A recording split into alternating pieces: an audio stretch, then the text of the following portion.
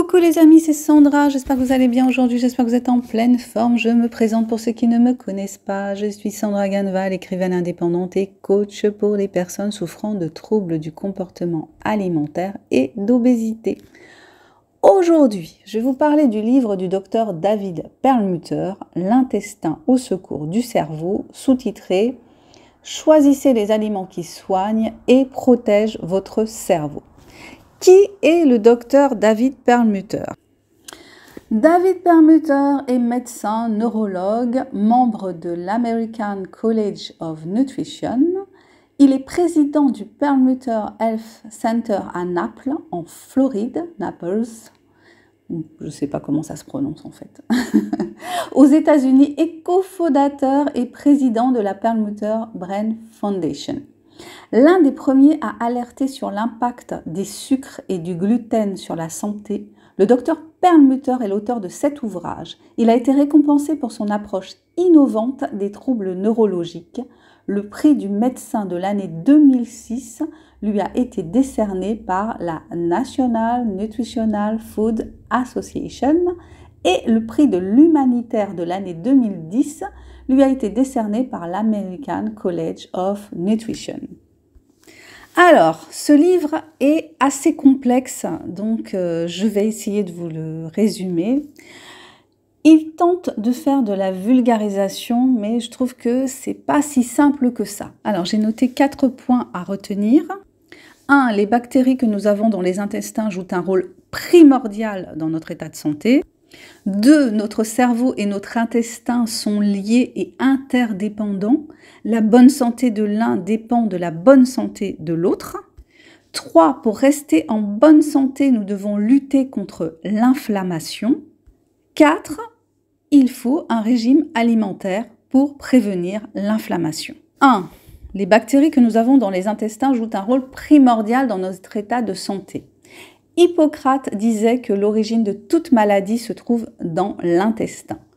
Le microbiome caractérise l'ensemble des micro-organismes hébergés dans notre corps ainsi que leur matériel génétique. Nous avons dans notre intestin entre 1,5 et 2 kg de bactéries qui jouent un rôle fondamental sur notre santé. Nous en avons au moins 10 000 espèces, 35 000 selon certains experts. Notre microbiote, ce que l'on appelle aussi la flore intestinale, agit sur notre humeur, notre libido, notre métabolisme, notre immunité, notre perception du monde, notre clarté de pensée. Il détermine notre poids et impacte la santé de notre cerveau. Chaque personne a son propre microbiote. Les jumeaux n'ont pas le même, il peut être considéré comme un organe à part entière. Il joue un rôle dans la digestion et l'absorption des nutriments. Il nous protège contre les mauvaises bactéries. Il joue un rôle dans la détoxification de l'organisme, dans la réponse immunitaire, dans la production et la libération d'enzymes, dans la gestion du stress, dans le sommeil et le contrôle de l'inflammation. On trouve 2 types de bactéries dans notre intestin. Les firmicutes, qui digèrent les graisses, elles extraient les calories de l'alimentation, et les bactéroïdètes qui sont spécialisées dans la transformation de l'amidon végétal grossier et des fibres en petites molécules d'acide gras que l'organisme peut utiliser comme énergie. Les occidentaux ont plus de firmicutes. Plus on a de firmicutes, plus le risque d'obésité augmente, ainsi que le risque de diabète et de maladies cardiovasculaires.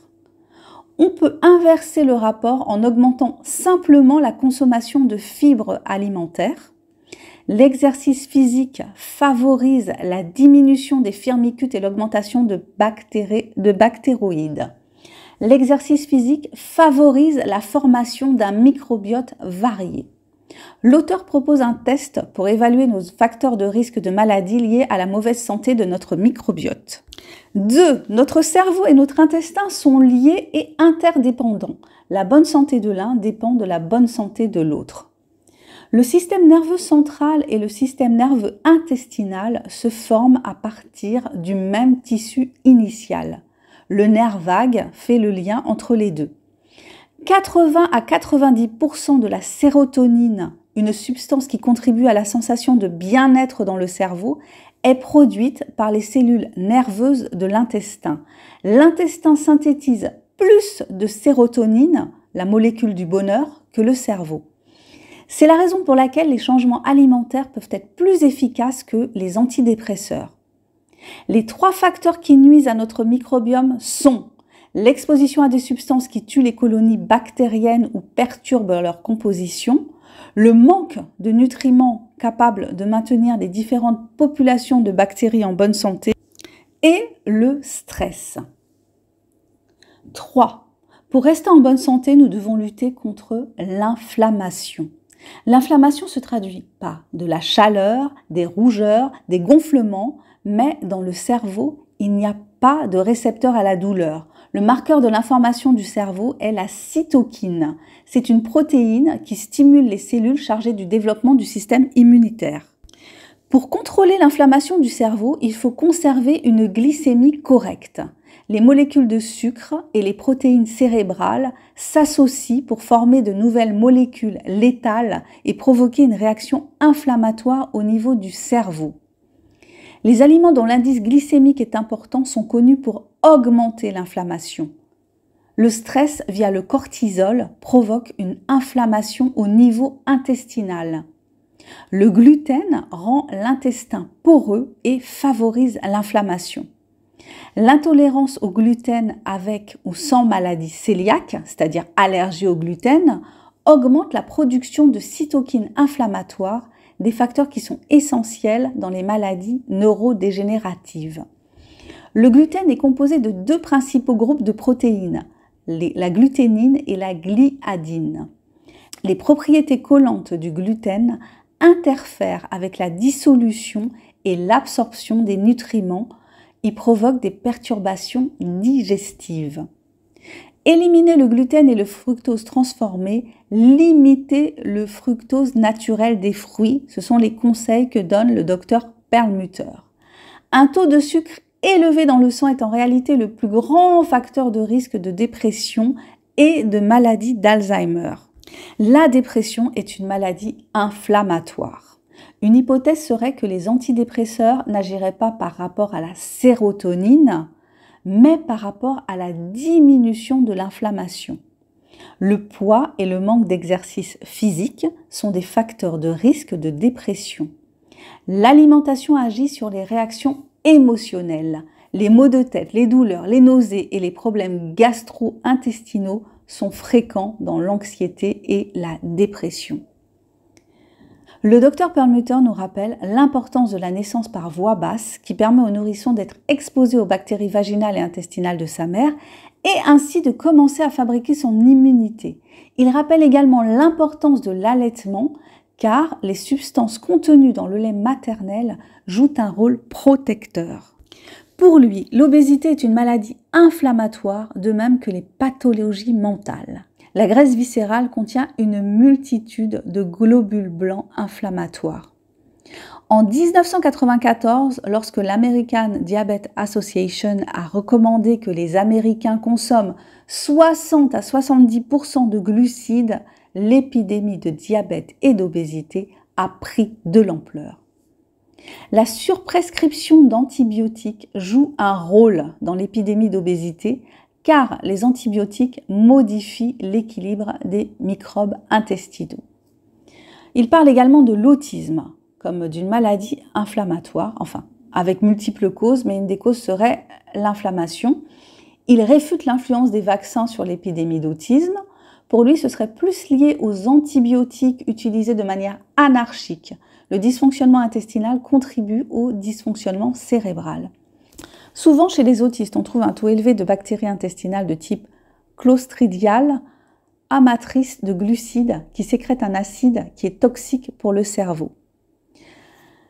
Il parle également du fait que l'on consomme des antibiotiques via la viande animale et que les antibiotiques sont des perturbateurs endocriniens car ils miment les hormones sexuelles et favorisent l'obésité. Il parle également de la pilule contraceptive qui influence le microbiote, puisque ce sont des hormones de synthèse, et rend le corps plus sensible à l'inflammation. Il cite le docteur Brogan qui dit que la libération de la femme repose davantage sur un cycle menstruel sain et serein, sans l'emprise d'une prescription. 4. Un régime alimentaire pour prévenir l'inflammation. L'objectif du livre est de proposer un régime alimentaire qui va prévenir l'inflammation et ainsi protéger notre cerveau. Il comprend 6 points clés. 1. Consommer des prébiotiques. Les prébiotiques sont des fibres alimentaires solubles, naturellement présentes dans les fruits, les légumes, les céréales complètes et le lait maternel, qui servent de nourriture aux bactéries bénéfiques du microbiote intestinal.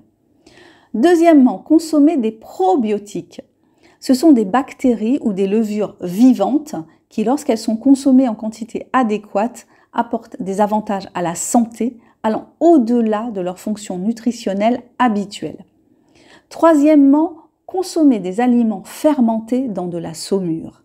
Quatrièmement, consommer des aliments à faible teneur en glucides. Cinquièmement, consommer des aliments sans gluten. Sixièmement, consommer des graisses saines, des graisses saturées et polyinsaturées. Les graisses sont le carburant préféré du métabolisme humain. Le cholestérol LDL n'est ni bon ni mauvais, dit le docteur Perlmutter. Il conseille de consommer du vin, du thé, du café et du chocolat car ils contiennent des polyphénols. Ce sont des molécules qui jouent un rôle antioxydant et préviennent le cancer. Il conseille également de jeûner à chaque changement de saison, de prendre des probiotiques quand on est sous antibiotiques pour préserver le microbiote intestinal. Selon le docteur Perlmutter, la médecine du futur utilisera les excréments d'individus au microbiote sain pour le transplanter dans les intestins d'individus malades. C'est en fait une technique que l'on retrouve dans la médecine du IVe siècle. Le projet intestin américain est en cours à l'Université du Colorado. Les chercheurs y analysent près de 7000 échantillons de selles fournis par des donneurs qu'ils mettent en parallèle avec leurs habitudes alimentaires, leur état de santé et leur mode de vie. À tous les carrefours de la route du futur, chaque esprit précurseur est confronté à un millier d'hommes chargés de préserver le passé. Une citation de Maurice Maeterlinck. Donc, pour moi, ce livre est d'un abord moins facile que l'autre livre du docteur Perlmutter, Ces glucides qui menacent notre cerveau, qui était mieux conçu, je trouve, en termes de vulgarisation, avec des petits résumés à la fin de chaque petit chapitre. Ce sont les mêmes idées qui sont reprises dans ce second ouvrage, mais d'une façon plus complexe. Il est très intéressant de voir à quel point notre alimentation est importante pour nous maintenir en bonne santé et nous permettre surtout de vieillir en bonne santé, et à quel point ce facteur est négligé par la médecine moderne, et de voir comme les idées reçues persistent chez les médecins, en particulier concernant le cholestérol et les graisses saturées. Voilà, écoutez, c'est mon résumé un peu long de ce livre qui est quand même assez complexe et difficile justement à résumer. J'espère que ça vous aura intéressé. Je vous remercie de votre passage sur ma chaîne. Likez, partagez si vous pensez que ça peut parler à quelqu'un d'autre. Abonnez-vous si vous n'êtes pas abonné, activez la cloche pour être averti des prochaines parutions. Je suis écrivaine indépendante et je vous invite à découvrir mes romans qui sont tous disponibles sur la plateforme Amazon en version papier et en version numérique. Vous avez les liens juste en dessous de la vidéo pour aller faire un tour sur la plateforme, acheter mes livres, les lire, les commenter, les partager, me laisser des étoiles pour dire si vous avez aimé un peu passionnément à la folie ou pas du tout. Je vous propose également des formations gratuites sur l'auto-édition. Vous avez les liens juste en dessous de la vidéo, masterclass, formation directe également. Allez faire un tour. Et puis, je travaille comme coach, donc j'accompagne des personnes qui souffrent de troubles du comportement alimentaire ou d'obésité, ou qui cherchent à perdre ou à prendre du poids et qui ont identifié qu'elles avaient un rapport particulier avec la nourriture, un rapport addictif. Contactez-moi, mon mail est juste en dessous. Je vous remercie de votre passage sur cette chaîne. Je vous souhaite une super journée ou soirée selon l'heure à laquelle vous passez par ici. Prenez soin de votre cerveau et de vos intestins. Et je vous dis à bientôt pour le prochain partage. Ciao, ciao!